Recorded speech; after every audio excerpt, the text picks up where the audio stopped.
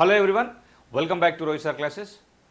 RRB NTPC exams కోసం prepare అయ్యేటువంటి students కోసం ఆర్ఆర్బీ ఎన్టీపీసీ ప్రీవియస్ క్వశ్చన్స్ కూడా మనం క్వశ్చన్స్ రూపంలో మేము ఎందుకు తీసుకొస్తున్నాం. ఒకసారి స్టాటిస్టిక్లో క్వశ్చన్ అబ్జర్వ్ చూడండి ఒకసారి.